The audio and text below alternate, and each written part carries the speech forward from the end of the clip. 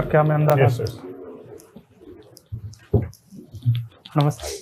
नमस्ते। बैठिए प्रियंक जी। धन्यवाद। अपना संक्षिप्त परिचय प्रदान करें। जी सर, मेरा नाम प्रियंक मिश्रा है। मैं मध्य प्रदेश के अशोकनगर जिले का निवासी हूँ। मेरी प्रारंभिक शिक्षा पारंपरिक संस्कृत गुरुकुल से हुई है 10वीं कक्षा तक। उसके बाद मैंने भोपाल स्थित राष्ट्रीय संस्कृत संस्थान से संस्कृत व्याकरण विषय में शास्त्री की उपाधि ली है। और उसके बाद फिर मैंने दिल्ली स्थित जवाहरलाल नेहरू विश्वविद्यालय से संस्कृत विषय में मास्टर्स और वहीं से संस्कृत विषय में शंकराचार्य जी के ऊपर पीएचडी कर।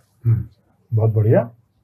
पीएचडी आपने सौंदर्य लहरी पर की है ना? जी शंकराचार्य का ग्रंथ है सौंदर्य लहरी। जी।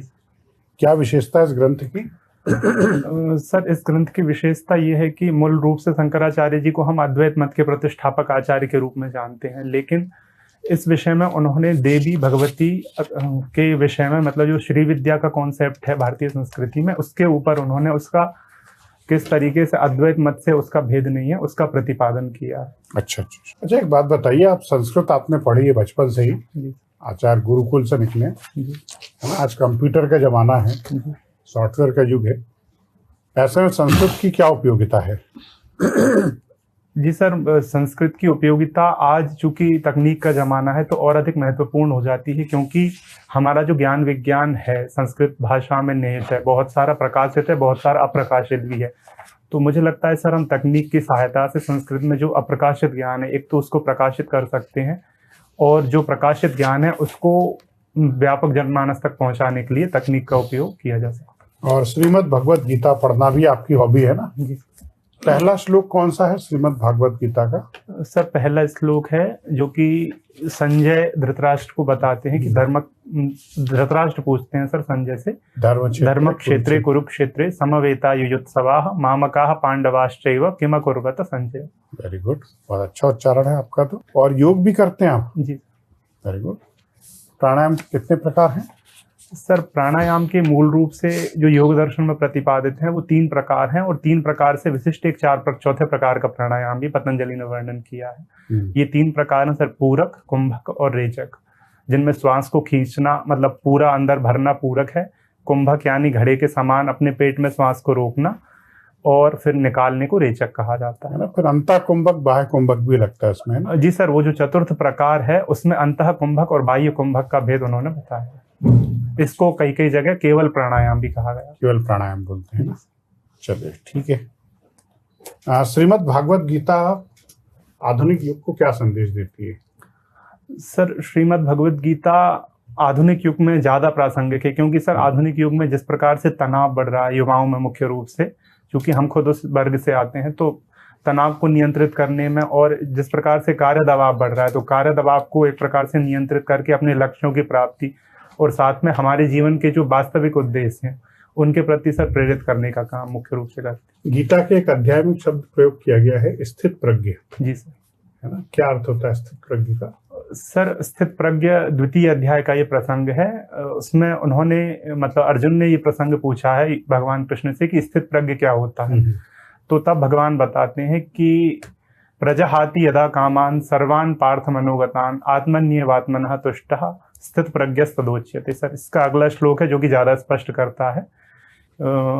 ये है सर, दुखेषु अनुद्विग्न मनः सुखेषु विगत स्पृहा वीतराग भय क्रोधा स्थित धीर मुनिरुच्यते। बिल्कुल है ना। हिंदी में क्या प्रशासनिक अधिकारी को स्थित प्रज्ञ होना चाहिए? जी सर, बिल्कुल निश्चित तौर पर स्थित प्रज्ञ होना चाहिए। तो फिर क्यों नहीं होते हैं? सर, कार्य दबाव और इस प्रकार से मुझे लगता है कि हमारा प्रशिक्षण उस तरीके से नहीं किया जाता है कि हम स्थित प्रज्ञ नहीं हो पाते हैं या चीजों से विचलित हो जाते हैं, और इसीलिए मतलब गीता पढ़ने से मुझे ऐसा लगा सर कि हम उस चीज को और अच्छे से नियंत्रित कर सकते हैं। Thank you. प्रियंक जी। जी सर। बेटा, संस्कृत भाषा जो है जितनी भी अन्य दूसरी भाषाएं हैं उनके कंपैरिजन में ज्यादा प्रॉस्पर है ना, ज्यादा समृद्ध है, ये सिद्ध करिए।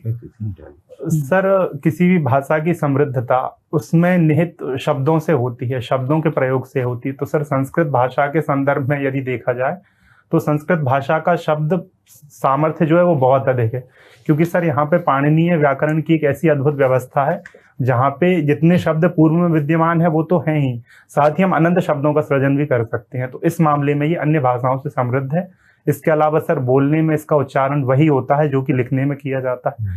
इस मामले में मतलब वैज्ञानिक भी है सर, उच्चारण की दृष्टि से जो हमारे आंतरिक कंठ से लेकर के पूरा मुख का विज्ञान है उसको संतुलित करती है। तो इस मामले में ये, और साथ ही साथ सर जितना भी हमारा प्राचीन ज्ञान विज्ञान है, वैमानिकी है, योग शास्त्र है, संगीत है, वास्तु विज्ञान है, आयुर्वेद है, योग है, ये सब चीजें हैं जो कि संस्कृत भाषा में विद्यमान है। तो इन मामलों में भी मतलब वो अन्य भाषाओं से समृद्ध बन जाती है। बेटा आपने इतने सारे पॉजिटिव बातें बताई। एक बात तो कि दूसरी भाषाओं में भी अन्य तरह के शब्दों का निर्माण किया जा सकता है, जी सर, है ना। उसके अलावा भी आपने काफी अच्छी बातें बताई, लेकिन फिर भी संस्कृत भाषा एक तरीके से लुप्त हो गई। जबकि एक समय था भारत के अंदर सब लोग संस्कृत भाषा बोलते थे, लेकिन आज की डेट में बात करें तो रीजनल लैंग्वेजेस आ गई, लोग उसमें बात करना पसंद कर रहे हैं। ऐसा क्यों? सर इसका मुख्य कारण जहां तक मैं समझता हूं कि संस्कृत भाषा के प्रसार में जो राजनीतिक इच्छा शक्ति हमें स्वतंत्र भारत के बाद दर्शानी चाहिए थी वो नहीं दर्शाई गई। जहां तक, क्योंकि संविधान सभा में भी सर ये प्रावधान आया था कि जब देश को एक सूत्र में भाषा को बांधने में, तो डॉक्टर अंबेडकर ने भी संस्कृत भाषा को राष्ट्रभाषा के रूप में प्रस्तावित किया था, और मात्र 1 वोट से संस्कृत भाषा राष्ट्रभाषा नहीं बन पाई। शाहजहाँपुर जिले में गांव है जहाँ पर सब लोग संस्कृत में ही बातचीत करते हैं ना सर? शायद वो राजगढ़ जिले में है गांव, जिरी ग्राम की आप बात। जिरी ग्राम राजगढ़। हाँ बिल्कुल सही। अच्छा, एक क्या संस्कृत भाषा में सुप्रीम कोर्ट का केसेस की सुनवाई की जा सकती है? सर सुप्रीम कोर्ट की जो संवैधानिक मतलब संविधान में वर्णित भाषा है वो सुप्रीम कोर्ट और हाई कोर्ट की, जहां तक मुझे जानकारी, अंग्रेजी भाषा ही है एकमात्र भाषा। की जा सकती है संस्कृत में? सर मैं इस बारे में अध्ययन कर, बिल्कुल। एक एडवोकेट है बहुत फेमस है जो संस्कृत भाषा में ही अपने केसेस लड़ते हैं। चलिए बेटा, इसमें एक बात बताइए कि संस्कृत भाषा में जो कहते हैं कि रीजनल लैंग्वेजेस की मदर लैंग्वेज है, यह कैसे सिद्ध कर सकते हैं? आप तो पीएचडी स्कॉलर हैं। जी सर। सर संस्कृत भाषा इस मामले में है मतलब मातृभाषा मानी जाती है, क्योंकि विश्व का जो सर्व प्राचीन लिखित ग्रंथ मिलता है ऋग्वेद, वह भी संस्कृत भाषा में मिलता है, और हिंदी में भी और स्थानीय भाषाओं में भी ऐसे कई शब्द आए हैं जो संस्कृत से लिए गए हैं। तो इस आधार पर यह सिद्ध होता है कि संस्कृत भाषा इन भाषाओं की जननी है। मलयालम, तमिल, तेलुगु, है ना, कन्नड़, यदि ये 4 लैंग्वेजेस भी देखें तो ये मैं कैसे सिद्ध करूंगा कि ये चारों भाषाओं की मदर लैंग्वेज संस्कृत है? सर मैं मतलब इन भाषाओं को बोलने में उतना पारंगत नहीं हूँ, लेकिन जब आप उनका शब्द संयोजन देखेंगे तो 70 से 80% शब्द ऐसे हैं जो संस्कृत की धातुओं से ही निकले हुए हैं। तो इस आधार पर ये सिद्ध होता है कि संस्कृत इन शब्द की मातृभाषा। हाँ, यदि इस आधार पे हम हिंदी की बात करें तो हिंदी में तो बहुत सारे शब्द हैं जो हमने उर्दू से लिए हुए हैं। जी बिल्कुल। तो क्या हिंदी भाषा की मदर टंग उर्दू भाषा है? नहीं सर, हिंदी भाषा की जो मूल भाषा है वो संस्कृत भाषा है, और हिंदी भाषा में भी हम जिन शब्दों का प्रयोग करते हैं उनमें से अधिकांश 75 से 80% संस्कृत निष्ठ शब्द होते हैं या संस्कृत से निष्पन्न शब्द होते हैं। और ये हिंदी भाषा की उदारता है कि उसने अन्य भाषाओं से भी शब्द ग्रहण किए हैं। ये किसी भाषा की समृद्धि के सामर्थ्य को दर्शाता है। कंप्यूटर को संस्कृत में क्या कहेंगे? संगणक। वो तो हिंदी में बोलते हैं। संगणक सर, मतलब विसर्ग लगा देंगे हम, और विसर्ग की जब मतलब उसका लोकानुचरण होता है हिंदी भाषा में आ जाता है तो विसर्ग के अनुस्वार हट जाता है। सैटेलाइट? सर सॉरी, एकदम से मैं रिकॉल नहीं कर पा रहा हूँ शब्द। उपग्रह, अंतरिक्ष याना या प्रक्षेपण याना सर कह सकते हैं उसको, रॉकेट को कह सकते हैं। Very good, thank you sir. Priyank ji. जी सर, वेल डन। आपका एकेडमी तो बहुत अच्छा है, एक्सीलेंट। आपको तो एक बहुत अच्छे शिक्षक के रूप में प्रसिद्धि मिल सकती है ना? और उसमें भी अगर हम देखें आपके डेप्थ के अनुसार तो एक अच्छे आचार्य, आप एक अच्छे वक्ता हो सकते हैं, है ना? और इवन अगर हम देखें कि भागवत गीता जो कई लोग करते हैं उसको भी आप अच्छी तरीके से कर सकते हैं। मल्टीटास्किंग है आप। तो यहाँ कैसे सिविल सर्विसेज ही क्यों? सर सिविल सर्विसेज को चुनने के पीछे मतलब मेरे कुछ व्यक्तिगत कारण है, कुछ सामाजिक कारण भी है सर। व्यक्तिगत कारण मेरा ये है कि बचपन से मेरी अभिरुचि सिविल सेवा में थी, और फिर मेरी बड़ी दीदी जो है वो सिविल सेवा में गई, अभी वो वर्तमान में डिप्टी एसपी हैं सीबीआई में भोपाल जोन में। तो मुझे लगा सर कि मतलब मैंने जब उनकी कार्य करने की शैली देखी, जब वो घर आए शाम को डिस्कस करते थे हम लोग, तो सर कार्य की विविधता एक ऐसा का मतलब पक्ष है जो कि मुझे सिविल सेवा में जाने को चलिए, ठीक है। मुझे बताएं कि आपका चयन हो गया है। जी। एक सिचुएशनल क्वेश्चन दे रहा हूँ। आप एसडीएम हैं, जी आपको बार बार शिकायत मिल रही है कि एक स्कूल में कुछ बच्चे जा रहे हैं जो धार्मिक प्रवृत्ति के हैं, मतलब वो टीका लगा के जा रहे हैं और उनने कल्ले वगैरह भी पहना है, और कोई स्कूल वो आपत्ति ले रहा है कि ये पहन के नहीं जाया जा सकता। जी। आप क्या करेंगे? सर, एक एसडीएम होते हुए यदि हम ये शिकायत प्राप्त होती है कि कोई स्कूल किसी धार्मिक प्रथा को मानने को बाध्य नहीं कर सकता है, मतलब मना कर रहा है, तो सर एक नीतिगत पक्ष को देखते हुए, चूंकि स्कूल का अपना कोड ऑफ कंडक्ट होता है और यदि वो राज्य से पोषित है किसी भी प्रकार से, मान लीजिए कि शासकीय स्कूल है, शासकीय स्कूल है, तो सर शासकीय स्कूल में किसी प्रकार की धार्मिक शिक्षा या धार्मिक चिन्हों का प्रतिबंध मुख्य रूप से वर्जित होता है। ऐसा हमारे मतलब लिखित कोई संविधान नहीं है, लेकिन एक अघोषित संहिता है और सामान्य एक शिष्टाचार है। तो सर किसी भी धर्म को यदि कोई स्कूल का प्रबंधन है, मतलब वो ये नहीं चाहता कि इसके स्कूल में धार्मिक तथ्यों को बढ़ावा दिया जाए, तो सर एक एसडीएम होने के नाते मतलब हम उस पक्ष पर जा सकते हैं कि बिल्कुल मतलब जो स्कूल निर्धारित करेगा अपने हिसाब से नीति संहिता, उसका पालन किया जाए। और ये मूल अधिकार का क्या होगा यहाँ पे? सर मूल अधिकार का उल्लंघन तब मतलब माना जाता है जबकि मानव अधिकार से संबंधित मामला हो और धार्मिक अधिकार को मतलब धार्मिक अधिकार को अपना पालन करने की आज़ादी है, लेकिन उसमें भी किसी दूसरे के पक्ष का अहित ना हो, इस चीज का ध्यान रखा जाता है। मतलब मूल अधिकार हमारे तब तक ही विद्यमान है। भारत के संबंध में बताइए कि ईरान और इजराइल में जो कॉन्फ्लिक्ट चल रहा है जी, उसमें भारत की किस तरीके से प्रभावित हो रहा है और क्या नुकसान आगे हो सकता है उसका? सर जहाँ तक इजराइल और ईरान का प्रश्न है, तो भारत दोनों का ही साझीदार देश है। इजराइल से जहाँ हम रक्षा आयात करते हैं मुख्य रूप से, और वहीं ईरान से हम तेल आयात करते हैं, तो हमारी दोनों के ऊपर निर्भरता है। और यदि इन दोनों में संघर्ष होता है भविष्य में, तो निश्चित तौर पर हमारे राष्ट्रीय हित, विदेशी मामलों से जुड़े राष्ट्रीय हित प्रभावित होंगे। चलिए, एक मुझे ये बता दीजिए कि व्योम मित्र क्या है? सर व्योम मित्र एक मतलब हाफ ह्यूमनॉइड रोबोट है जो कि इसरो द्वारा तैयार किया गया है अपने अंतरिक्ष मिशन के लिए, या जो गगनयान है उसके लिए, और उसका प्रक्षेपण भी कर लिया गया है।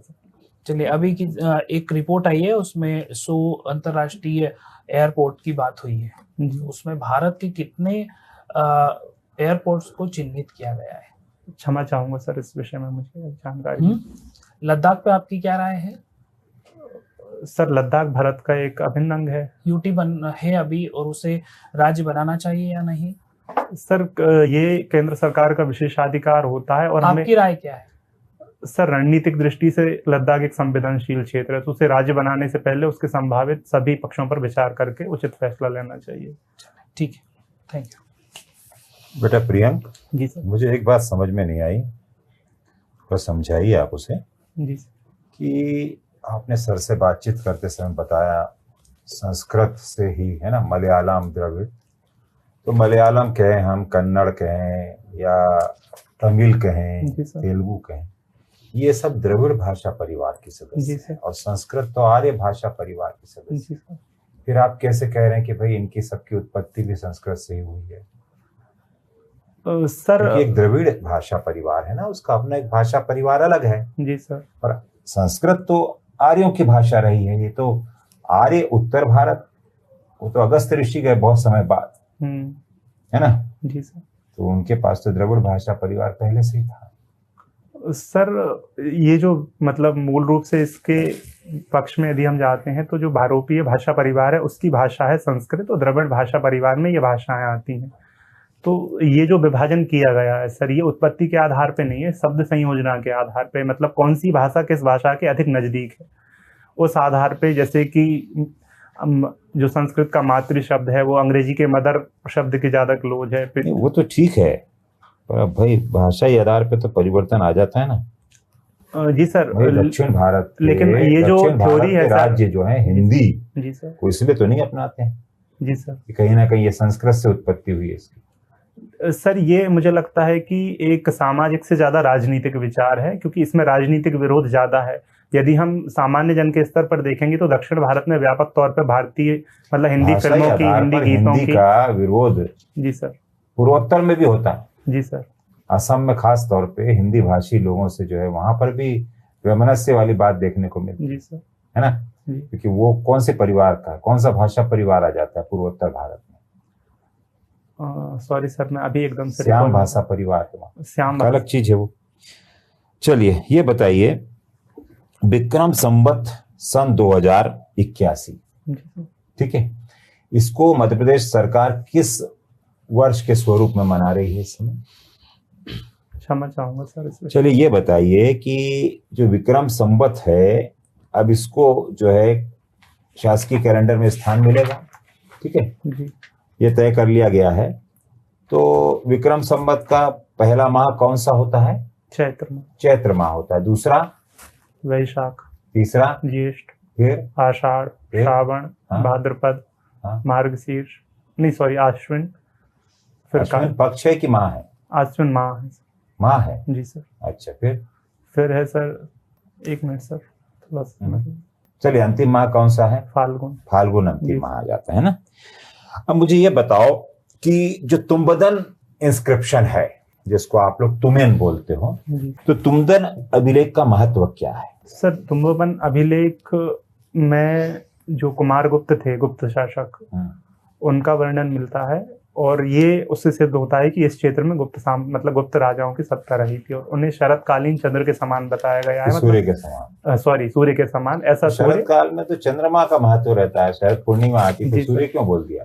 सर शरतकालीन सूर्य मतलब उस स्थिति को दर्शाता है जो ना तो बहुत अधिक तप्त होता है और ना बहुत अधिक शीतल होता है, मतलब समानता की स्थिति। तो ये तुम्बन अभिलेख है, इससे अशोक का भी तो संबंध था। जी सर, अशोकनगर नामकरण का मुख्य आधार भी यही है। ऐसा माना जाता है कि जब वो अवंती से लौटते समय एक बार वहां पे उन्होंने रात्रि विश्राम किया था, तो उसी के आधार पे अशोकनगर का नामकरण अशोक। अच्छा, आपके यहाँ एक कीर्ति दुर्ग भी है, उसकी स्थापना किसके द्वारा की गई? सर ये प्रतिहार नरेश कीर्तिपाल के द्वारा की गई। पता है आपको वहाँ के प्रमुख स्थापत्य कौन कौन से हैं कीर्ति दुर्ग के? सर चंदेरी दुर्ग में एक तो बादल महल है, एक नौखंडा महल है और थोड़ी सी दूरी पर कट्टी पहाड़ी है और एक वर्तमान में उसको मतलब एक महल था किला कोठी के रूप में, उसको अभी मध्य प्रदेश टूरिज्म ने होटल के रूप में परिवर्तित कर दिया है। और इसके अलावा चंदेरी में सर खंडारगिरी है। मतलब अभी शिल्प को लेकर कोई प्रगति हुई है वहाँ? सर चंदेरी साड़ी एक महत्वपूर्ण। अभी क्या प्रयास किए जा रहे हैं वहाँ पर? कोई क्षेत्र विशेष में शिल्प के बढ़ावा के लिए कुछ किया जा रहा है? सर प्राणपुर में एक स्थापना की जा रही है हैंडलूम संग्रहालय की, मतलब जो चंदेरी के जो स्थानीय शिल्प है उसका स्थापना की जा रही है। चलिए, मध्य प्रदेश शासन ने योग को बढ़ावा देने के लिए कौन से प्रयत्न किए हैं? सर एक तो जो योग दिवस मनाया जाता है मध्य प्रदेश शासन, सर क्षमा चाहूंगा, संस्कृत को जो है संरक्षण देने के लिए मध्य प्रदेश शासन ने कोई कदम उठाए हैं?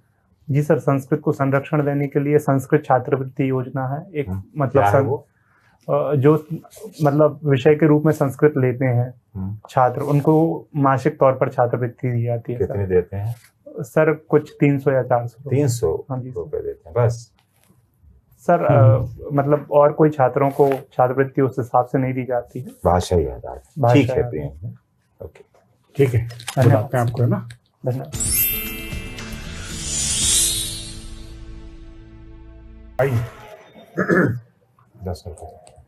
बैठिए मिश्रा जी। कैसा लगा आपको अपना इंटरव्यू? अच्छा रहा। अच्छा लगा ना। देखिए पहली बात तो ये, आपके इंटरव्यू की मैं पहले खासियत बता दूं कि एक तो personality wise you are good, dressing sense, नक्शिक, बातचीत करने का तरीका, सब कुछ अच्छा है, ठीक है ना। कभी भी साक्षात्कार के दौरान अपने किसी रिलेटिव्स के बारे में बता करके बोर्ड को इम्प्रेस करने की कोशिश मत कीजिएगा, है ना, कि मेरे पिताजी ये हैं, मेरी बहन वो है, मेरा भाई, मेरा काका, ताता, वो मत कीजिएगा ना। बोर्ड इसको मानता है कि हमें इम्प्रेस करने की कोशिश कर रहे हैं शायद, ठीक है ना। तो इस चीज़ से आप बचिएगा, राइट। वही एक मिस्टेक दिखी मुझे, अदरवाइज कोई मिस्टेक नहीं थी, है ना। आपने अशोकनगर के ऊपर जिले प्रश्नों के जवाब अच्छे दिए, है ना। संस्कृत पर अच्छे जवाब दिए आपने पूरे। श्रीमद् भागवत गीता पर आपके जवाब ठीक थे, योग पर भी आपने अच्छे जवाब दिए, ठीक है ना। तो वो स्टेच्यू ऑफ वननेस वगैरह पूछेंगे इनसे। हाँ, अब आपसे शंकराचार्य का जिक्र आया ना, तो Shankaracharya statue of oneness Khandwa में जो ओंकारेश्वर में जो बनाया गया है उसके बारे में बात करेंगे। शंकराचार्य और मंडन मिश्र का संवाद भी मध्य प्रदेश में ही हुआ है ना, उसके बारे में पूछेंगे। शास्त्रार्थ है ना, तर्क, शंकराचार्य बोलते थे कि तर्क उस शेर की भांति जो ज्ञान को खा जाता है, ठीक है ना। और मंडन मिश्र को पराजित करते करते, उनकी पत्नी पराजित करते करते हकीकत में शंकराचार्य खुद बौद्ध धर्म से प्रभावित हो गए थे, इसलिए उनको प्रच्छन्न बौद्ध कहा जाता है, छिपा हुआ बौद्ध, है ना। लेकिन अब चूंकि उनको जिम्मेदारी सौंपी गई थी कि भाई आपको सनातन का ध्वज फहराना है पूरे देश भर में, तो बुद्ध से प्रभावित होने के बावजूद वो खंडन करते रहे, ठीक है ना। तो आपका ओवरऑल सब कुछ अच्छा है बहुत, ठीक है ना। न्यूज़पेपर वगैरह भी पढ़ रहे हैं आप रेगुलर? हाँ सर। समाचार पत्र पढ़ रहे हैं। चलिए, आईआईटी मद्रास ने इलेक्शन में के संदर्भ में अपना एक नया इनोवेशन किया, इसके बारे में जानकारी है आपको? सर अभी आया है, आईआईटी मद्रास कोई योजना बना रहा है शायद, जो ब्लॉकचेन टेक्नोलॉजी का यूज करते हुए ऑनलाइन वोटिंग इलेक्शन कमीशन देश से बाहर या कहीं भी रहे, मतलब आप वोटिंग कर सकते हैं। और इसके अलावा इलेक्शन कमीशन बहुत सारे इनोवेशन इन लोकसभा चुनाव में कर रहा है। ये सभी इनोवेशन आपको पता होना चाहिए, ठीक है ना। तो ओवरऑल आप अपनी तैयारी को और कंटिन्यूस करें, ठीक है ना। सर मतलब मैं सिलेक्टेड भी हूँ 2020 में नायब तहसीलदार पोस्ट पर, तो उसमें मतलब ये भी लास्ट टाइम क्वेश्चन पूछा भी था और मेहरा सर से संतुष्ट भी नहीं हुए थे। मतलब कौन सा वाला? इसमें दिया एकेडमिक आपका जब इतना अच्छा है तो वो आप क्यों आ रहे हो। फिर लास्ट टाइम भी जब मैं निकल के जा रहा था बाहर, तो उन्होंने मुझसे यही बोला था कि अब आप वहाँ असिस्टेंट प्रोफेसर के इंटरव्यू में आना है, यहाँ बताना। देखिए, आप इसमें कैसा भी जवाब दें, बोर्ड संतुष्ट होगा ही नहीं, तो आप अपनी तरफ से जो बेहतर जवाब दे सकते हो दे दीजिए, ठीक है ना। क्योंकि हकीकत ये है कि टीचिंग प्रोफेसर में और प्रशासनिक सेवा में बहुत अंतर है, बहुत अंतर है ना। एक पटवारी भी जो है ना प्रोफेसर से ज़्यादा पावर रखता है, ये चीज़ बोलना नहीं अपने को, है ना। तो आप अपने हिसाब से जो भी बेहतर आंसर तैयार कर सकते हो तैयार कर लीजिए, क्योंकि इसका कोई आइडियल जवाब नहीं है। हाँ सर, वो मतलब उसका पूरा मिला भी नहीं, मतलब वो मैंने बोला भी मतलब, लेकिन वो नहीं हुए संतुष्ट, 2-3 बार संतुष्ट। क्योंकि अगर प्रोफेसर आपसे बात कर रहा है ना, तो प्रोफेसर आपके जवाब से संतुष्ट नहीं होगा। एडमिनिस्ट्रेटर बात कर रहा है तो वो भी संतुष्ट नहीं होगा। हाँ, उनका ये रहता है कि आप वहां जाइए, यहाँ क्यों आ रहे हैं। नहीं, ठीक है ना। तो कब है इंटरव्यू आपका? 23 तारीख को। 23 तारीख को। तो बहुत बहुत शुभकामनाएं आपको। और मेरे ख्याल से अब इस बार जो है प्रमोशन ले रहे हैं आप। नायब तहसीलदार तो था, भूल जाइए। एक आध महीने बाद आपकी रैंक चेंज होने वाली है, आप क्लास 2 में आने वाले हैं, हो सकता है टॉप 10 कैंडिडेट्स में से एक हो, ठीक है ना। मुख्य परीक्षा कैसी गई आपकी? सर मुख्य परीक्षा मतलब 2020 के अनुपात में तो ठीक थी। ठीक थी। हाँ, 2019 भी दिया था सर मैंने इंटरव्यू, उसमें मेरा हुआ नहीं। ये मेहरा सर का बोर्ड 19 का ही बोर्ड था। अच्छा, पर वो मेरा पहला देखिए, इंटरव्यू के साथ साथ मेंस एग्जाम भी मायने रखती है। हाँ सर, मुझे भी ऐसा लगता है कि हो सकता है आपसे ये कुछ भी नहीं पूछे, आपसे सिर्फ पृथ्वी दिवस पूछ लें, या फिर 23 तारीख को हनुमान जयंती पूछ लें। कोई भरोसा नहीं, इंटरव्यू बोर्ड का कोई भरोसा नहीं, क्योंकि इंटरव्यू का कोई सिलेबस नहीं होता है। लेकिन जिन भी प्रश्नों के जवाब दें, ऐसे ही कॉन्फिडेंटली जवाब दें बस आप, ठीक है ना। एंटी नायब तहसीलदार मेंशन नहीं किया सर? उसमें ये था कि वो वेटिंग में था, मेरा एक ही वेटिंग थी, और जिनका हुआ था मुझसे ऊपर उनका 19 में सेकंड क्लास हो चुका है, तो उन्होंने ज्वाइन नहीं किया है। लेकिन अब वो ये है कि उन्होंने मतलब लेटर दिया है, ऑफिशियल ऑर्डर अभी नियुक्ति का नहीं आया है। तो मतलब कोऑपरेटिव इंस्पेक्टर मुझे मिला था, तो उसका मैंने लास्ट टाइम मेंशन किया था, तो उसके ऊपर भी मेहरा जी ने बोला था मतलब क्या है ये फालतू की पोस्ट है। आप जो है प्रयास करते रहे ना, वहाँ विभाग नायब तहसीलदार वाला, हाँ ये बहुत वो रहता है यहाँ पर, खबर ही नहीं करते और लैप्स हो जाता है। हाँ सर, इसीलिए मतलब वो लगे रहना पीछे आप लगा। ठीक है भाई मिश्रा जी, शुभकामनाएं आपको। अच्छा, मेरा एक क्वेश्चन था, यूपीएससी में संस्कृत भाषा में भी होता है ना? हाँ सर, तो वो आपने दिया कभी? जी सर, एक बार दिया। फिर क्या हुआ? मेंस नहीं हुआ सर। नहीं हुआ, ठीक है। मेंस तक गया हूँ मतलब सर। अब ये साइकिल, इसका ऐसा टाइम एक ही पड़ जाता है सर, कभी उतना स्वतंत्र रूप से तैयारी करने का अवसर मिला नहीं। चलिए ठीक, ओके, ऑल द बेस्ट। ये भिजवा रहे हैं आपको। ठीक है।